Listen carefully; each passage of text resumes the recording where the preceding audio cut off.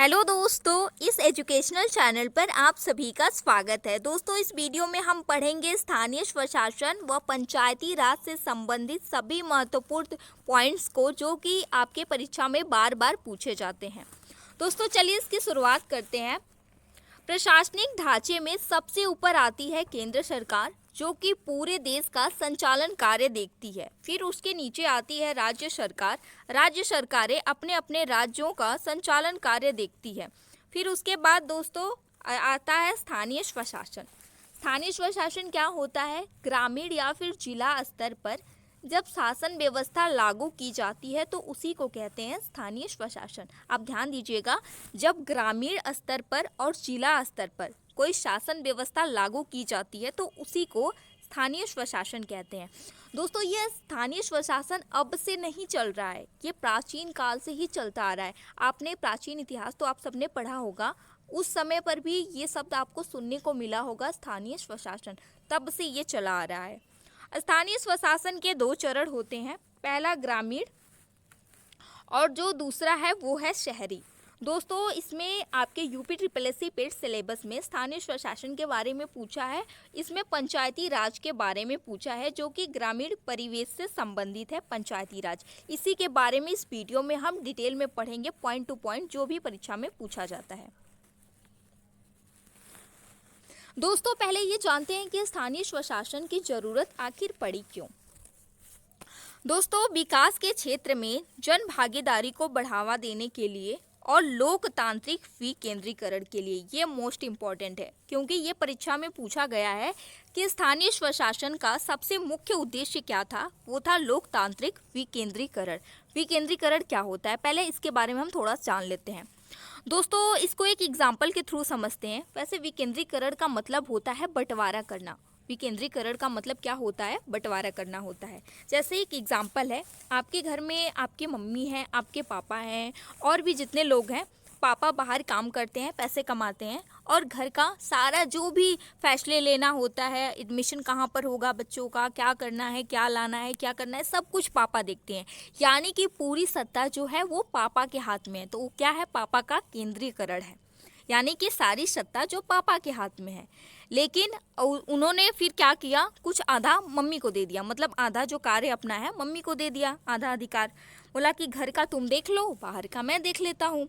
ठीक है, तो क्या हुआ, उन्होंने अपनी सत्ता का बंटवारा कर दिया, यानी कि कुछ मम्मी को। वैसे तो अधिकार मम्मी का ही चलता है घर में, लेकिन गांव में अधिकतर दोस्तों ऐसा होता है, कहीं कहीं पर ये गांव का परिवेश ही चल रहा है। तो गांव में ऐसा होता है कि सब सिर्फ पुरुष के हाथ में ही रहता है, उन्हीं के हाथ में सत्ता रहती है।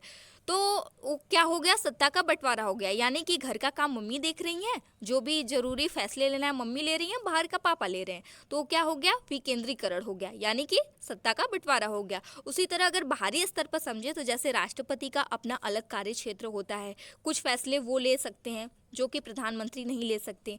तो प्रधानमंत्री का अलग कार्य क्षेत्र होता है, वैसे ही मुख्यमंत्री, राज्यपाल, सबका अलग अलग कार्य क्षेत्र होता है, यानी कि शक्तियों का विभाजन होता है। उसी को कहते हैं स्थानीय स्वशासन यानी लोकतांत्रिक विकेंद्रीकरण। दोस्तों, प्रश्न पूछा जाता है परीक्षा में कि स्थानीय स्वशासन के जनक कौन है। दोस्तों, लॉर्ड रिपन को, यहाँ पे लॉर्ड रिपन होगा, लेकिन लॉर्ड का मतलब तो भगवान होता है, इसलिए मैंने सिर्फ रिपन लिखा है।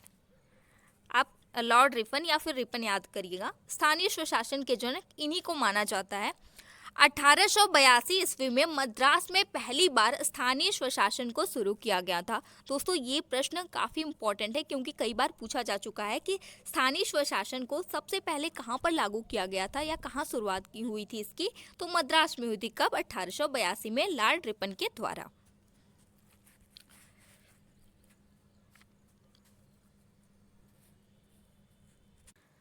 दोस्तों, दूसरा कारण ये है, थोड़ा इसके बारे में और बता देती हूँ। दूसरा कारण ये है दोस्तों कि जैसे कोई छोटे स्तर पर, जैसे आपके गांव में कुछ झगड़ा उगड़ा हो गया या किसी चीज़ के लिए कोई ऐसा काम जिसके लिए आपको ग्राम प्रधान के पास आप लोग जाते हो ना, तो उसके लिए आप डायरेक्टली, अगर ये स्थानीय स्वशासन नहीं होता तो आप लोग डायरेक्ट कहाँ जाते? केंद्र सरकार या राज्य सरकार के पास। क्या ये पॉसिबल हो पाता? बिल्कुल नहीं। इसीलिए स्थानीय स्वशासन की ज़रूरत पड़ी, जिससे कि आपके आसपास के लोगों के पास भी मतलब वो अधिकार हो, कानूनी अधिकार हो, जिससे आपका काम भी थोड़ा आसान हो जाए। दोस्तों इसी के अंतर्गत पंचायती राज की शुरुआत होती है। इसी से संबंधित कुछ प्रमुख समितियां हैं, उनके बारे में हम जान लेते हैं। पहली है बलवंत राय मेहता समिति। दोस्तों बलवंत राय मेहता समिति, इस समिति से प्रश्न सबसे ज़्यादा पूछे जाते हैं। 1957 में बनी थी ये समिति, त्रिस्तरीय समिति है, आगे विस्तार में पढ़ेंगे, पहले हम ऐसे ही जान लेते हैं। फिर दूसरी है अशोक मेहता समिति, 1977 में आई थी, द्विस्तरीय समिति है। पीवी के राव समिति 1985 में गठित हुई थी। 1985 में LM सिंघवी समिति, 1986 में PK थुंगनू समिति 1989 में आई थी। ये दोस्तों ये वही समिति है जिसने पंचायती राज को संवैधानिक दर्जा दिलाया। इसकी एक छोटी सी कहानी है दोस्तों, उसको पहले मैं आपको बता देती हूँ जिससे आप अच्छे से समझ जाएंगे, कहानी के तौर पे आप भूलेंगे भी नहीं। जब पंचायती राज व्यवस्था को लागू करने की बात शुरू हुई तो सबसे पहले क्या हुआ दोस्तों, संविधान सभा में जब इसकी बात हो रही थी तब जो गांधी जी थे और उनके समर्थक थे वो लोग इसके प्रबल, मतलब ये लोग चाहते थे कि पंचायती राज व्यवस्था लागू हो। इसके संदर्भ में गांधी जी का एक कथन भी है, यहाँ देखिए। गांधी जी ने कहा, सच्चा लोकतंत्र केंद्र में बैठकर राज्य चलाने वाला नहीं होता, अपितु यह तो गांव के प्रत्येक व्यक्ति के सहयोग से चलता है, गांधी जी ने कहा। गांधी जी इसके समर्थन में थे और उनसे संबंधित जितने भी लोग थे, उनसे जुड़े वो लोग भी इसके समर्थन में थे। लेकिन आपके संविधान के जो निर्माता हैं डॉक्टर भीमराव अंबेडकर, वो इसके समर्थन में नहीं थे, पंचायती राज व्यवस्था के समर्थन में वो नहीं थे। फिर क्या हुआ, फिर इन्हीं सब पर विवाद चलने लगा। फिर लास्ट में ये फैसला हुआ कि अनुच्छेद 40 के तहत DPSP में, यानी कि राज्य के नीति निदेशक तत्व में, इसको पंचायती राज व्यवस्था को जगह दिया गया। इसको जगह दिया गया कि राज्य के नीति निदेशक तत्व में इसे राज्य सूची का विषय बना दिया गया। दोस्तों ये प्रश्न इंपॉर्टेंट है, आपसे परीक्षा में पूछा जाएगा कि पंचायती राज जो है वो किस सूची का विषय है, राज्य सूची का विषय है, संघ सूची का विषय है या फिर समवर्ती सूची का विषय है। तो आप ध्यान दीजिएगा कि ये जो है पंचायती राज, ये राज्य सूची का विषय है, क्योंकि DPSP में राज्यों को ये कहा गया कि अगर कोई राज्य चाहे तो वो पंचायती व्यवस्था को लागू कर सकता है, अगर नहीं चाहे तो नहीं भी कर सकता है। इसके लिए किसी को बाध्य नहीं किया जाएगा, वो उनके ऊपर छोड़ दिया गया कि उनके विचार में, इसको संवैधानिक दर्जा नहीं दिया गया। फिर दोस्तों ये देखिए, वर्ष 2004 में पंचायती राज को अलग मंत्रालय का दर्जा दिया गया। 2004 में, ये पॉइंट याद करके रखिएगा, आपसे परीक्षा में पूछा जाएगा कि पंचायती राज को अलग मंत्रालय का दर्जा कब दिया गया, 2004 में दिया गया। वर्ष 1919 के भारत शासन अधिनियम के तहत प्रांतों में दोहरे शासन की व्यवस्था की गई तथा स्थानीय स्वशासन को हस्तांतरित विषयों की सूची में रखा गया। 1919 में भारत शासन के अधिनियम दोहरे प्रांतों का शासन, यानी कि एक केंद्र का शासन और एक प्रांत का शासन की व्यवस्था की गई तथा स्थानीय स्वशासन, आपके जो स्थानीय स्वशासन है, इसको हस्तांतरित विषयों की सूची में रखा गया। अगला पॉइंट है, स्वतंत्रता के पश्चात वर्ष 1957 में योजना आयोग, जो कि वर्तमान में नीति आयोग के नाम से जाना जाता है, इसके द्वारा 2 कार्यक्रमों की शुरुआत हुई। 2 कार्यक्रम कौन से थे? पहला था सामुदायिक विकास कार्यक्रम, जिसकी शुरुआत हुई 2 अक्टूबर 1952 को। दोस्तों इसकी शुरुआत 2 अक्टूबर 1952 को इसलिए हुई क्योंकि 2 अक्टूबर को गांधी जयंती रहती है। गांधी जी इसके पंचायती राज व्यवस्था के प्रबल समर्थक थे दोस्तों, इसीलिए इसकी शुरुआत हुई। लेकिन ये कार्यक्रम जो है वो असफल रहा, इसीलिए फिर 1 साल बाद राष्ट्रीय विस्तार सेवा कार्यक्रम 2 अक्टूबर 1953 को शुरू किया गया। और किसने इसे शुरू किया? पंडित जवाहरलाल नेहरू रे उस समय के तत्कालीन प्रधानमंत्री थे। दोस्तों पंडित जवाहरलाल नेहरू उस समय के तत्कालीन प्रधानमंत्री थे। उन्होंने ही ग्रामीण विकास के लिए इन दोनों कार्यक्रमों को शुरू किया था। अध्ययन के लिए, इन दोनों कार्यक्रमों के अध्ययन के लिए बलवंत राय मेहता समिति का गठन किया गया नवंबर 1957 में। समिति ने अपनी रिपोर्ट सौंपी, जिसमें त्रिस्तरीय पंचायती राज ग्राम स्तर पर, मध्यवर्ती स्तर पर तथा जिला स्तर पर लागू करने का सुझाव दिया। त्रिस्तरीय पंचायती राज व्यवस्था से दोस्तों काफ़ी ज़्यादा प्रश्न पूछे जाते हैं बलवंत राय मेहता समिति से। अभी आपके फिलहाल में जो एग्ज़ाम चल रहा है रेलवे ग्रुप डी का, इसमें डेली प्रश्न पूछे जा रहे हैं बलवंत राय मेहता समिति से और अशोक मेहता समिति से। वर्ष 1998 में राष्ट्रीय विकास परिषद ने बलवंत राय मेहता समिति की सिफारिशों को स्वीकार कर लिया। इन्होंने त्रिस्तरीय पंचायती राज की सिफारिश की। फिर 1958 में राष्ट्रीय विकास परिषद ने बलवंत राय मेहता समिति की सिफारिशों को स्वीकार कर लिया तथा 2 अक्टूबर 1959 को राजस्थान के नागौर जिले में तत्कालीन प्रधानमंत्री जवाहरलाल नेहरू द्वारा देश की पहली त्रिस्तरीय पंचायती राज का उद्घाटन हुआ।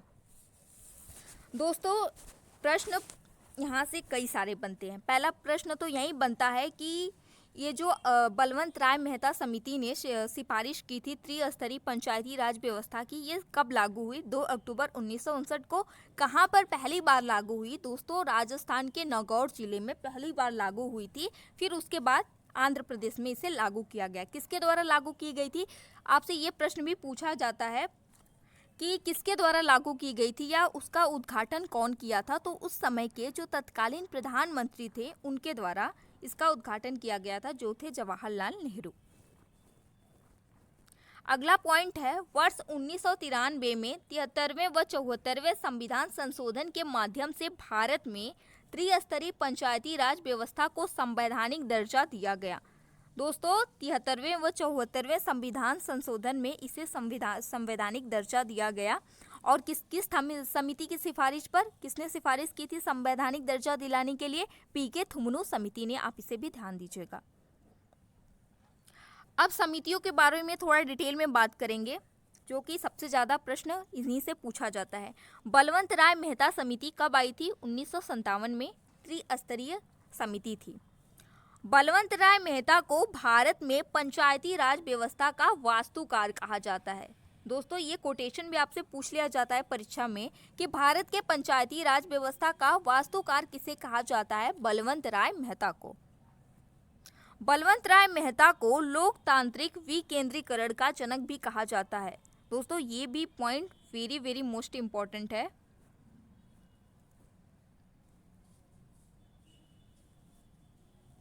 बलवंत राय मेहता को लोकतांत्रिक विकेंद्रीकरण का जनक कहा जाता है। बलवंत राय मेहता ने त्रिस्तरीय पंचायती राज व्यवस्था का सुझाव दिया। कौन कौन सी थी त्रिस्तरीय? यानी कि उसके 3 स्तर।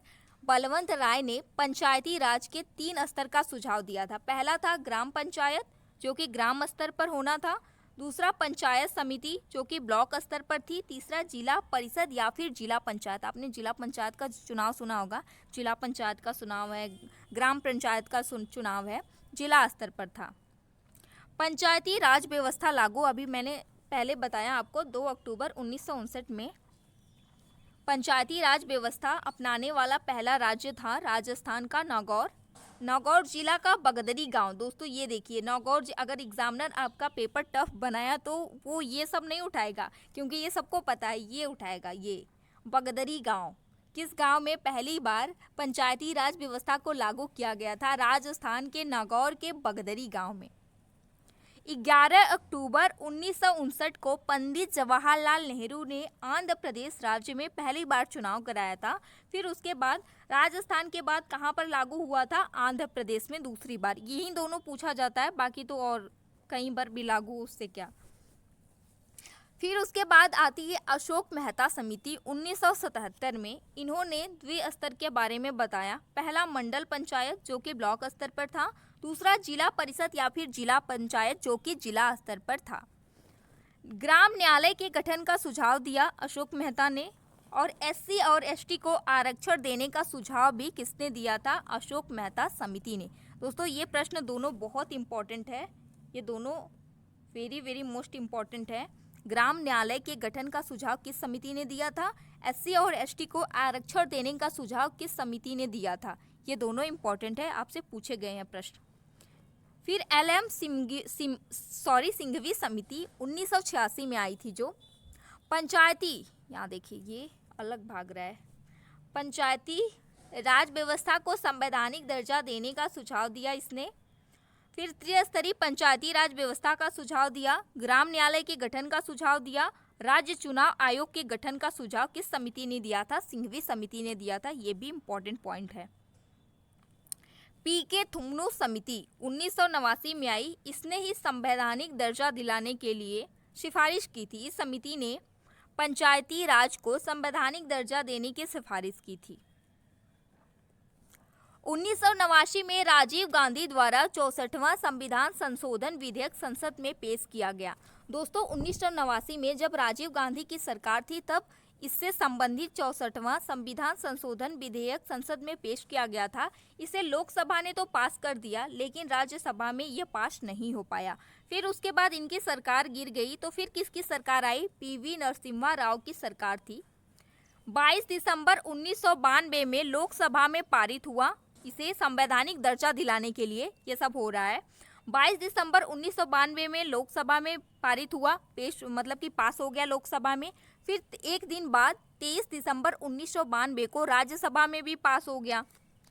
फिर 20 अप्रैल 1993 में राष्ट्रपति ने भी इस पर हस्ताक्षर कर दिए। फिर 24 अप्रैल 1993 में फाइनली पूरे देश में ये लागू हो गया।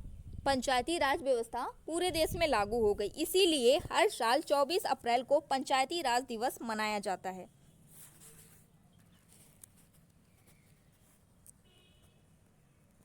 पंचायती राज से संबंधित महत्वपूर्ण संविधान संशोधन, 2-3 संविधान संशोधन है दोस्तों, जो कि बहुत इंपॉर्टेंट है, बार बार पूछे जाते हैं। 73वां संविधान संशोधन जो कि ग्रामीण स्वशासन से संबंधित है। दोस्तों इस एक्ट के द्वारा पंचायती राज को संवैधानिक दर्जा प्रदान किया गया। पंचायती ग्राम पंचायत राज्य संस्था के प्रत्येक स्तर में 1/3 यानी 3 का 1% महिलाओं का आरक्षण की व्यवस्था की गई। इसका कार्यकाल 5 वर्ष का होगा। ये भी डिसाइड किया गया कि इसका कार्यकाल जो होगा वो 5 वर्ष का होगा। पंचायत भंग होने पर 6 माह के अंदर निर्वाचन हो सकता है, पुनर्निर्वाचन। एससी और एसटी को जनसंख्या के अनुपात में आरक्षण देने का प्रावधान किया गया। ओबीसी के आरक्षण को राज्य विधानमंडल पर छोड़ दिया गया कि वो चाहे तो ओबीसी को आरक्षण दें या फिर ना दें। हर ग्राम में ग्राम सभा का गठन होगा, ये भी कहा गया। इसके तहत 273वें संविधान संशोधन के तहत 11वीं अनुसूची जोड़ी गई, जिसमें कुल 29 विषय थे। ये भी प्रश्न पूछा जाता है, 9 2 11, 2 9 11, ऐसे आप याद कर सकते हैं एक छोटी सी ट्रिक बना के। इसके द्वारा 73वें संविधान के संशोधन के द्वारा पंचायती राज का एक भाग जोड़ा गया, भाग 9, और अनुच्छेद 16 भी इसी के द्वारा जोड़ा गया। पंचायती राज ये आर्टिकल 243 से लेकर 243 ओ में इसका वर्णन है। इसके बारे में हम आगे पढ़ेंगे।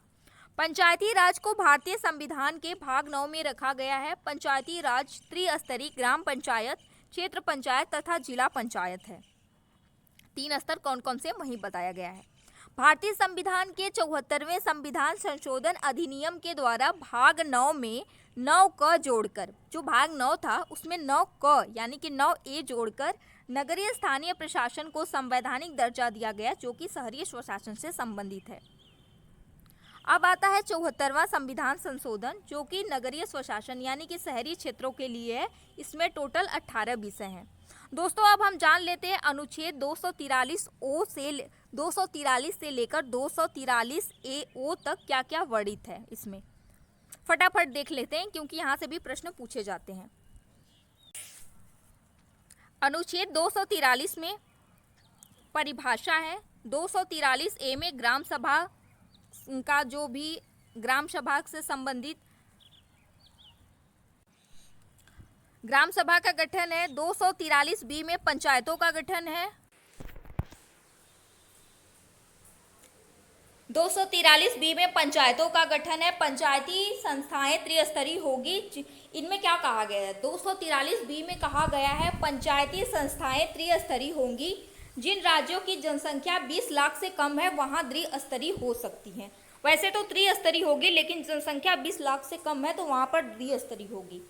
अनुच्छेद 243 सी में पंचायतों की संरचना का वर्णन है। अनुच्छेद 243 डी में स्थानों का आरक्षण, एससी और एसटी का आरक्षण, जनसंख्या के अनुपात में महिलाओं को कम से कम 1/3, ओबीसी का आरक्षण तथा राज्य विधानमंडल के निर्णय पर होगा। ये सब किसमें है दोस्तों? ये सभी जो है वो है आपका अनुच्छेद 243 डी में। 243 अनुच्छेद 243 ई में कार्यकाल के बारे में बताया गया है कि इसका कार्यकाल 5 वर्ष का होगा। 243 ऐप में ये बताया गया है कि सदस्यों की योग्यता पंचायत का सदस्य बनने के लिए, मतलब योग्यता के बारे में बताया गया है कि पंचायत का सदस्य बनने के लिए आयु कितनी होगी, यानी कि न्यूनतम आयु 21 वर्ष रखा गया। अनुच्छेद 243 जी में ये कहा गया है कि पंचायतों की शक्तियां, अधिकार और उत्तरदायित्व, मतलब कि पंचायतों की क्या क्या शक्तियां होंगी, उनके अधिकार क्षेत्र क्या क्या होंगे, उत्तरदायित्व उनके मतलब कि काम क्या होंगे, उनका उत्तरदायित्व क्या क्या बनेगा, ये सब इसमें बताया गया है। अनुच्छेद 243 एच में पंचायती संस्थाओं को कम कर लगाने का अधिकार दिया गया है। दोस्तों, कर लगाने का अधिकार किसमें है? 243 एच में है, पंचायती संस्थाओं को कर लगाने का अधिकार। अनुच्छेद 243 आई में राज्य वित्त आयोग का गठन राज्यपाल के द्वारा होगा, ये कहा गया है। अनुच्छेद 243 जे में पंचायतों के लेखाओं की समीक्षा की गई है। फिर उसके बाद अनुच्छेद 243 के में क्या है? पंचायतों के लिए निर्वाचन आयोग का गठन राज्य निर्वाचन आयोग के बारे में बताया गया है। अनुच्छेद 243 एल में संघ राज्य क्षेत्रों को लागू होगा, ये सब बताया गया है। अनुच्छेद 243 एम में कुछ राज्यों में लागू नहीं होगा पंचायती राज। कहाँ कहाँ पर लागू नहीं है? नागालैंड, मेघालय और मिजोरम, ये तीनों, ये इम्पॉर्टेंट है आपके लिए, ये मोस्ट इम्पॉर्टेंट है। कहाँ आपसे पूछा जा सकता है कि कहाँ कहाँ पर नहीं है, कुछ क्षेत्रों में लागू नहीं होगा, कहाँ कहाँ पर? नागालैंड, मेघालय और मिजोरम में। फिर उसके बाद 243 एन में ये कहा गया है विद्यमान विधियों और पंचायतों का बना रहना, ये सब किसमें कहा गया है? अनुच्छेद, ये इतना इंपॉर्टेंट नहीं है, नहीं पूछा जाएगा। अनुच्छेद 243 ओ में निर्वाचन संबंधी मामलों में न्यायालयों का जो हस्तक्षेप है, मतलब निर्वाचन संबंधी मामलों में जो न्यायालय का हस्तक्षेप है उसके बारे में वर्णन है। पंचायती राज प्रणाली से संबंधित एक दो महत्वपूर्ण प्रश्न है जो पूछे जाते हैं। भारतीय संविधान के किस अनुच्छेद में राज्य को पंचायत के गठन का निर्देशन दिया गया? आर्टिकल 40 में। दोस्तों, अनुच्छेद 40 में भारतीय संविधान को पंचायत के गठन का निर्देशन दिया गया। पंचायती राज किस सूची का विषय है? राज्य सूची का विषय है, मैंने पहले बताया था, क्योंकि राज्यों को ये दिया गया था ना इसका निर्णय लेने के लिए कि पंचायती राज व्यवस्था लागू होगा कि नहीं, वो राज्य पर छोड़ा गया था, इसलिए ये राज्य सूची का विषय है। संविधान के प्रावधानों के अंतर्गत पंचायत चुनाव कराने का निर्णय किसके द्वारा किया जाता है? राज्य सरकार द्वारा किया जाता है। दोस्तों, ये थे, एक क्वेश्चन और छूट गया है। स्थानीय स्वशासन सबसे पहले कहाँ पर लागू किया गया था? मद्रास में किया गया था, लॉर्ड रिपन के द्वारा 1882 ईस्वी में। दोस्तों, ये थे पंचायती राज और स्थानीय स्वशासन से संबंधित सभी महत्वपूर्ण प्रश्न जो कि सभी परीक्षाओं में पूछे जाते हैं। वैसे ये वीडियो यूपीएससी पेड सिलेबस के अकॉर्डिंग थी, लेकिन ये सभी परीक्षाओं में पूछे जा सकते हैं, तो अभी पूछे जाते ही हैं। तो अगर आप किसी और परीक्षा की भी तैयारी कर रहे हैं तो आप इसे देख लीजिएगा दोस्तों पूरा वीडियो को, और वीडियो पसंद आई तो लाइक शेयर सब्सक्राइब जरूर करिएगा। Thank you.